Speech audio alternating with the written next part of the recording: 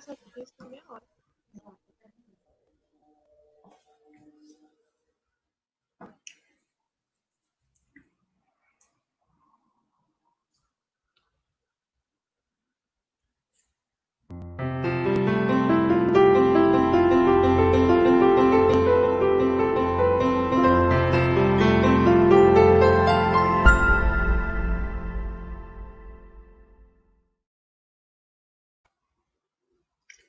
Olá, meus amigos, minhas amigas, uma boa noite para todos.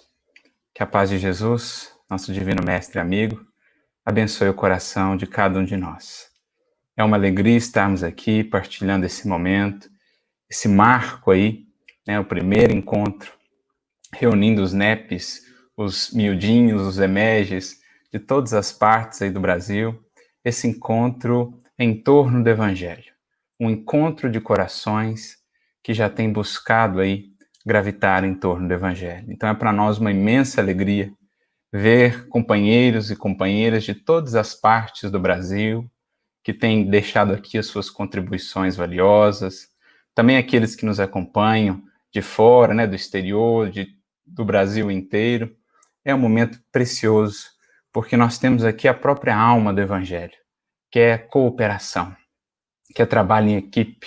Essa ideia que Paulo tanto levantava nas suas cartas, a igreja, ou seja, a comunidade, a assembleia dos seguidores do Cristo, como esse corpo, cada um com a sua frente de trabalho, cada um com a sua característica, mas todos gravitando em torno desse, que é o Divino Mestre, a cabeça da igreja, como ele se referia. Então nós gostaríamos, antes de iniciar a nossa reflexão, de agradecer aí o espaço também que a Rede Amigo Espírita nos abre, agradecer ao querido amigo Zé Aparecido, mandar também um abraço aí, o nosso agradecimento sincero ao amigo Gustavo, que está aí nos bastidores, coordenando todas as salas, coordenando todas as câmaras, enfim. E gostaríamos também de deixar aqui o recado, né, e o convite, temos aí um QR Code, para aqueles que buscarem, estiverem já dispostos a estender o auxílio fraterno, a vivenciar a fraternidade, basta apontar aí o celular, registrar com a câmera o QR Code, que já serão conduzidos lá ao site da Fraternidade Sem Fronteiras, para conhecer melhor os projetos, as possibilidades de auxílio. É aí um convite que todos temos para partilharmos uns aos outros, ou uns com os outros, né? Os recursos, as forças, as possibilidades, para que os fardos e as lutas sejam mais suaves para cada um. Então essa é a proposta. E vamos conversar então nesta noite de reflexões, nesses momentos que aqui teremos, sobre o Evangelho. Não poderia deixar de ser o Evangelho à luz da doutrina espírita, mensagem essa que é para nós verdadeiramente o sol espiritual de nossos destinos. Como Emmanuel irá mesmo dizer, sol este que o Espiritismo reflete com sabedoria para a atualidade do mundo. Mas para isso vamos recorrer primeiramente a uma historinha, a um pequeno apólogo. Conta-se que velho sábio, certa feita, contou uma história a respeito de um reino assolado pela fome, a quem foi dada pelo divino pomicultor, a quem foram dadas pelo divino pomicultor, valiosas sementes de amor e de redenção, que se tratadas com esmero, haveriam de fornecer a todos os benefícios essenciais. Essas sementes foram então guardadas no celeiro, mas eram elas tão robustas e tão belas que despertaram uma enxurrada de anseios e de ideias, de palavras e de teorias naqueles corações em necessidade. As multidões dedicaram àquelas sementes tempo e cuidado em processos de pura contemplação. Botânicos eminentes vieram de todas as partes a fim de examinar as características daquela semente, ou daquelas sementes, e escreveram eles enormes tratados sobre as suas virtudes. Geneticistas de renome, reconhecidos, analisaram os princípios daquelas sementes, destacando-lhes a nobreza. Pintores exímios fixaram-lhes a imagem belíssima, escultores imitaram-lhes a forma divina, poetas cantaram-lhes a beleza e oradores dedicaram-lhes primorosos discursos. Turbas e mais turbas ajoelharam-se diante daquelas sementes em processo de adoração mística e perene. No entanto, o tempo passou, multiplicando os casos de inanição e de morte. E é então que, percebendo que aquele reino desfalecia à míngua de socorro e de alimento, que o mesmo divino pomicultor enviou ao campo humildes lavradores, a fim de que plantassem aquelas sementes, que ao preço de fadiga e de suor as cultivassem, para que a fé e o pão pudessem restaurar a vida. É este um pequenino apólogo que nos é trazido pelo benfeitor Emmanuel no livro Caminho Espírita, capítulo 59, que, de certo modo, no nosso modo de entender, resume qual tem sido a nossa relação muito secular com essas sementes de vida que nos foram ali trazidas pelo Evangelho Redentor. De um modo geral, temos nós cultuado essas sementes, adorado essas sementes, destacado as suas belezas, a sua grandeza, a sua perfeição, escrito enormes tratados acerca dessas sementes, mas poucos têm sido aqueles que, de fato, quais aqueles humildes lavradores do pequeno apólogo, aqueles que, de fato, trouxeram essas sementes ao campo da vida, a fim de que se fizessem luz, a fim de que se fizessem pão. Muitos de nós temos, portanto, perecido às vezes à míngua em termos morais, tendo diante de nós a fonte inesgotável do alimento mais substancioso para o espírito. Temos nos perdido nas sombras diante das sementes da própria luz. Temos sido nós, muitas vezes, como também vai nos descrever Emmanuel, no prefácio do seu livro Caminho, Verdade e Vida, o primeiro desses seus esforços mais completos, mais vastos, de explicação do Novo Testamento, das lições de Jesus. Como ele vai nos dizer lá no prefácio, temos sido nós, muitos daqueles que, ao longo dos séculos, temos naufragado 1000 vezes por louvá-lo nas igrejas, o Mestre, as suas lições, e menoscabá-lo nas ruas, no campo prático da vida, no campo diário de realização. Por isso nós quisemos, logo ao início dessa nossa conversa, trazer à lume essa pequena história, para que pudéssemos refletir, de fato, qual é o objetivo de grupos como esses, os dos NEPs, miudinhos, emerges, enfim, os grupos, quaisquer os nomes que venham a ter, que se voltam ao estudo do Evangelho. É preciso, a partir dessa historinha, já entender que não deverão ser essas propostas, pelo menos assim não se espera, que elas voltem a repetir esses paradigmas, a repetir esses padrões que temos adotado multissecularmente, guardando, arquivando, acumulando essas sementes nos celeiros da inteligência, da memória, do primor intelectual, sem de fato lançá-las no solo da vida e do nosso coração. Porque assim são efetivamente as lições de Jesus. Cada uma delas, uma semente. O próprio benfeitor Emmanuel, no livro Consolador, na questão 290, quando nos fala ali acerca das parábolas de Jesus, e poderíamos, sem sombra de dúvidas, estender isso a todas as suas lições, Emmanuel irá nos dizer que cada lição do Mestre, cada parábola, é como uma semente. Semente de vida, semente de luz, aquelas sementinhas do apólogo, de amor e de redenção. Mas sementes essas que, a partir do nosso esforço de cultivo, ao preço do suor, do labor intenso, da disciplina, haveriam de se converter, então, no transcurso dos evos, em árvores de misericórdia, de sabedoria, de redenção. Acontece que temos muitas vezes adotado essa postura do simples arquivamento, do simples guardar dessas sementes, sem devidamente as aplicar. Por isso, em se tratando de estudo do Evangelho, é preciso considerar a importância da aplicação.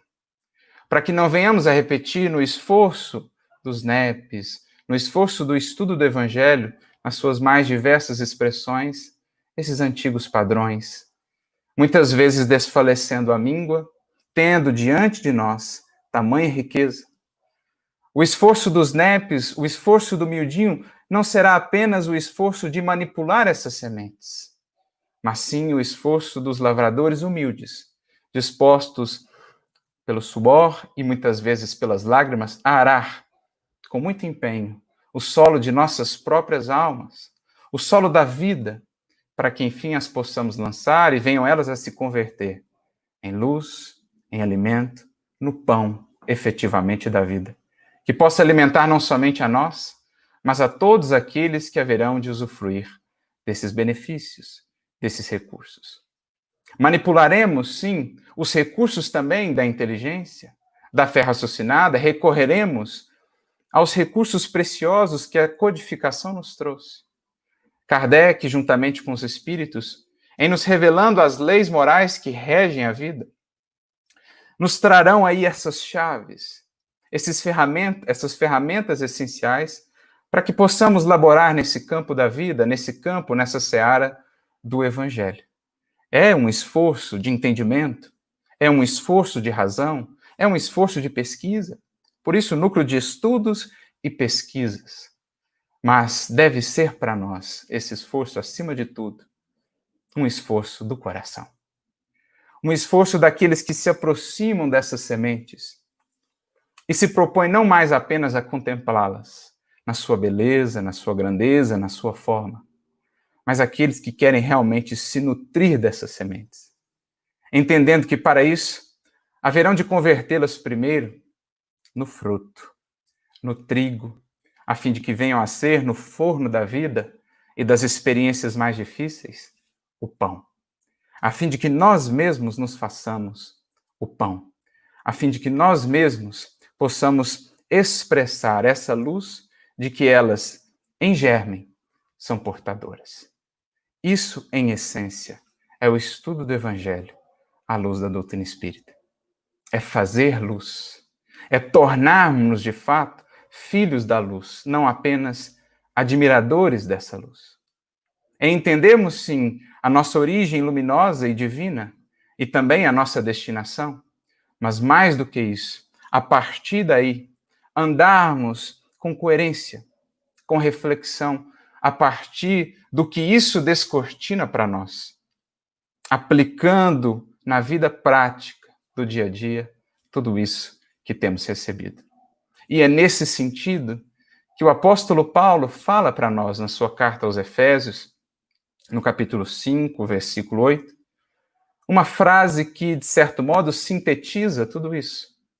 Quando ele nos fala, quando ele nos diz que outrora éramos treva, lembrando do Apólogo, era aquele reino em míngua, aquele reino assolado pela fome, a fome do Espírito, a fome da luz, que é a substância primordial de que se nutre o Espírito, a luz do amor, a luz do bem, a luz da verdade. Receberam, portanto, aqueles moradores daquele reino, as sementes valiosas de amor, de redenção, as sementes de luz, as sementes da vida. As palavras de Jesus, ele mesmo nos disse, são espírito e são vida. Por isso, outrora erais treva, mas agora sois luz no Senhor, dirá o apóstolo Paulo. A luz nos visitou. As sementes já nos foram dadas, estão aí arquivadas nos celeiros da nossa inteligência, da nossa memória, que há muito já tem acessado esses recursos. A grande questão e o grande chamamento é o que Paulo prossegue dizendo na sua fala. Andai, pois, como filhos da luz. Eis a diferença essencial. Para que não seja o nosso estudo apenas esse esforço intelectual de séculos, já por nós tão conhecido, exaltando o brilho da inteligência sem efetivamente o brilho e a luz perene, imperecível do amor, para que não repitamos esses velhos caminhos de outrora, esse esforço desses núcleos de aprendizado, desses núcleos de iluminação, deverão estar voltados, sobretudo, ao coração. Não apenas conhecer essa origem e essa destinação luminosa que nos espera, mas, mais do que isso, fazermos agora filhos da luz. Porque aí está a diferença fundamental entre o saber e o fazer. Andar, portanto, como filhos da luz. O Evangelho, sobretudo nesses tempos de sombras, de desafios, de transição, pede a nós uma simples palavrinha: coerência na aplicação de tudo que temos recebido. Isso será efetivamente a vivência, o alcançarmos esse título de filhos da luz. Como vai lembrar para nós, mais uma vez, um benfeitor Emmanuel, agora no livro Instrumentos do Tempo, capítulo 38, quando ele nos diz que, estudando a palavra do céu em 4 evangelhos que constituem para nós o testamento da luz, somos, cada um de nós, o 5º evangelho, inacabado, mas vivo e atuante, que estamos escrevendo dia a dia com os nossos testemunhos, a fim de que a nossa própria vida seja uma revelação de Jesus, aberta ao olhar e à apreciação de todos, a fim de que não precisemos recorrer ou nos utilizar de tantas palavras assim para estender a luz redentora, libertadora de Jesus, o sol espiritual de nossos destinos, que nos cabe substancializar na própria existência, como haveria de nos afirmar o benfeitor Cláudio, logo no primeiro capítulo do livro Ave Cristo. Essa é a grande proposta, então, desses núcleos de aprendizado e de reflexão em torno do Evangelho. Recorremos, sim, aos instrumentos da razão, da reflexão, do raciocínio lúcido, que Kardec tão bem nos propõe. Recorremos a essas chaves essenciais que nos abrem esses cofres de luz, de valor imperecível. As chaves da doutrina espírita, os conceitos-chave que Kardec e os espíritos souberam nos trazer. Mediunidade, reencarnação, vida no mundo espiritual, lei de causa e efeito e tantas outras chaves essenciais. Mas mais do que isso, o esforço dos NEPs deverá ser para o nosso coração esse esforço vivo, atuante de cada dia, por esculpirmos, enfim, em nós os parágrafos da Divina Lei. Por sermos, naquilo que Paulo bem definiu, as cartas vivas, esses sim, os mais preciosos instrumentos de divulgação da mensagem da Boa Nova em todos os séculos e em todos os tempos. As principais cartas de Paulo, que hoje estudamos nos nossos estudos dos miudinhos, dos NEPs, não são propriamente 1 Coríntios, Romanos, Gálatas ou Filipenses. São, em verdade, Lucas, Silas, Timóteo e tantos outros corações que ao longo dos séculos foram por ele, pelo seu exemplo, transformados. Pela carta viva que foi, despertando outros corações, pôde ele então espargir de fato a luz. Porque ele buscou esse testamento de luz, estudou a palavra do céu nos evangelhos, mas buscando esse testamento, fez-se ele próprio, filho da luz, andando como tal. Esse é o grande convite a cada um de nós. Vivermos a fraternidade, vivermos a alegria de estarmos juntos, comungando do pão do Evangelho, sentirmos-nos nos nossos grupos de estudo quais se estivéssemos verdadeiramente em família. Pois era assim que se sentiam os primeiros cristãos, quando nas catacumbas de Roma, em meio à natureza, ou escondidos, muitas vezes, diante do clima de perseguição que se estabelecia. Tinham eles ali a própria fonte da luz e da esperança que os mantinha, confiantes naquele reino de amor. Quando nos lembramos dos relatos que ali nos são trazidos, no há 2000 anos, nos 50 anos depois, no Ave Cristo, no Paulo Estevão, como nos enriquecemos, como nos embevecemos diante do que era aquela grandeza do cristianismo nascente, em que homens e mulheres simples se reuniam de coração e peito aberto, em torno daqueles primeiros manuscritos, incompletos muitas vezes, mas que ali bebiam daquelas palavras, ali se nutriam dessa fonte de luz. Esse é o Evangelho de Jesus, que inaugurou um novo tempo na história da humanidade, que marcou de fato um ponto de inflexão na jornada de cada um de nós. É o convite, esse retorno às fontes do Evangelho, esse estudo agora enriquecido pelo Consolador prometido, é um convite a deixarmos, enfim, as velhas posições de inação, de estagnação, de adoração apenas contemplativa, para fazermos do Evangelho o roteiro nosso de cada dia, o pão nosso de cada dia, ou, como nos diz Emmanuel, o código de ouro das vidas transformadas para a glória do bem. Isso é o Evangelho. E esses são os filhos da luz. Aqueles que se valem desses luzeiros do caminho, desses luzeiros maiores que nos antecederam, em especial do maior de todos eles, aquele que é, foi e será sempre o próprio sol para a humanidade terrestre. Aqueles que nos valemos dos luzeiros outros, em maior ou menor escala, Paulo, Estevão, Pedro, Madalena, Joana de Cusa e tantos outros. Chico, Eurípides, Bezerra, Caibar e tantos outros. Valemos-nos desses luzeiros, estudamos-nos, empenhamos-nos, recorremos às suas vidas, aos seus exemplos, aos seus textos, Kardec. Mas entendemos que não basta apenas recorrer a luzes alheias, porque o momento pede-nos luz própria, acendermos a nossa própria luz. Porque é possível marchar com o amparo desses luzeiros, mas mais cedo ou mais tarde, são eles convocados a outros planos de trabalho, de labor, em que não poderemos acessar.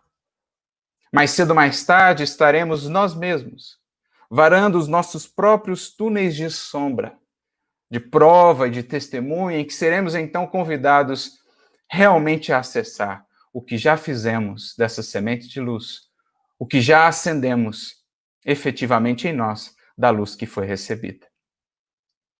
É então que surge esse convite que Emmanuel nos trará, fechando esse primeiro livro em que se propôs a estudar conosco a mensagem de Jesus, o caminho, verdade e vida.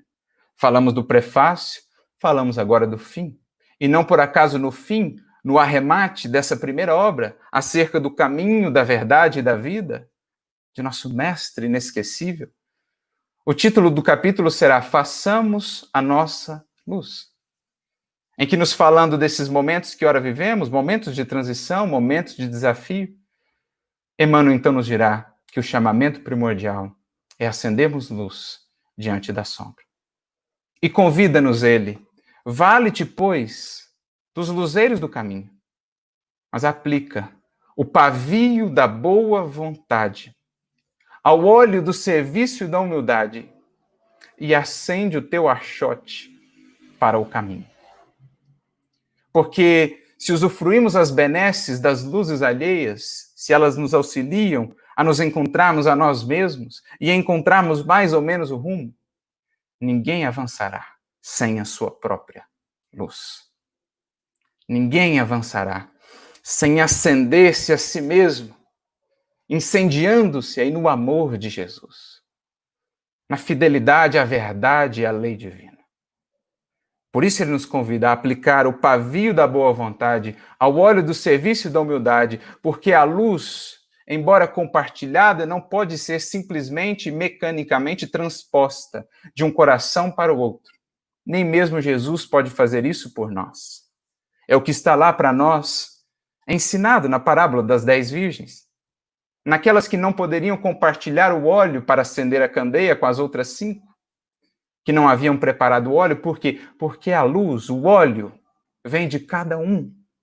Recebemos os recursos, recebemos as sementes, mas cabe a nós cultivar e transformar tudo que é investimento do alto em luz efetiva e definitiva da nossa própria alma. Porque o problema de redenção, diz Emmanuel, não consiste em simples e belas palavras, não consiste em cultura, não consiste em memória, em eloquência no trato do Evangelho. O problema de redenção é mais profundo do que isso. Já diria o próprio apóstolo Paulo, que foi ele mesmo um filho da luz, o reino de Deus não consiste em palavras. Porque o reino de Deus é um poder que irradia. O reino de Deus é uma luz que fala sem palavras. O reino de Deus é uma atmosfera que embala, que envolve, que contagia e que incendeia. Assim foram todas as vidas que de fato estenderam essa luz. Contagiaram, marcaram, ergueram, incendiaram no amor do Cristo, no amor que constrange os outros corações. Eram, por isso, cartas vivas. Por isso, Emmanuel vai dizer, nesse capítulo 180 do Caminho, Verdade e Vida, que a nossa necessidade básica é de luz própria, de esclarecimento íntimo, de autoeducação, de conversão substancial do eu ao reino de Deus. Esses são os filhos da luz, os que andam como tais, os que tomam posse da herança que lhes foi preparada pelo Pai, os que acessam o testamento divino da luz nos evangelhos e fazem-se eles próprios uma nova página desse livro da vida. Porque, prossegue Emmanuel dizendo, poderemos falar lindamente do evangelho, poderemos comer o pão da consolação, recolher as flores do bem, alcançar os aplausos do mundo, recolher a gratidão de muitos e muitos. Todavia, avançar sem luz é impossível. Avançar sem luz própria é impossível. E é esse o esforço de cada núcleo desse que surge no Brasil, no mundo. É uma luz que se acende, luz que se faz ali a somatória, a síntese de inúmeras outras luzes que nos antecederam. Kardec, o Cristo, Paulo, Pedro, Tiago, o Antigo Testamento, Moisés, todos aqueles que deram a sua contribuição para a luz do mundo, todos aqueles que fizeram resplandecer a sua luz, que foram candeias vivas na noite escura da ignorância e das paixões humanas. Um NEP congrega essas luzes, mas não deixam elas ainda de ser luzes por fora de nós. E o grande convite a todos os corações que ali se congregam é então viver essa comunhão com a divina luz. Entendendo que temos ali o tesouro da vida, como outrora Estevão o encontrou, e que nos cabe, como ele mesmo descreve, saturarmos-nos então dessa luz. Pois os filhos da luz são os filhos do esforço, são os filhos do serviço, são os filhos da humildade, são os filhos da renúncia, são os filhos, essencialmente, do amor. Esse é o projeto que se estabelece e que congrega hoje já tantos corações. Lembrando lá a historinha do início, as sementes já estão nos celeiros do conhecimento humano, nos celeiros da doutrina espírita, nos celeiros do Evangelho de Jesus. Que sejamos nós, os lavradores humildes, que atendem ao chamado do divino pomicultor e vão, de enxada em mãos, ao solo da vida, arando, trabalhando, com suor e muitas vezes com lágrimas, para que essa água bendita possa fertilizá-las e fazer delas os doces frutos do amor e da luz. E que Jesus nos abençoe sempre nessa caminhada. Ave Cristo, meus irmãos. Ave Cristo.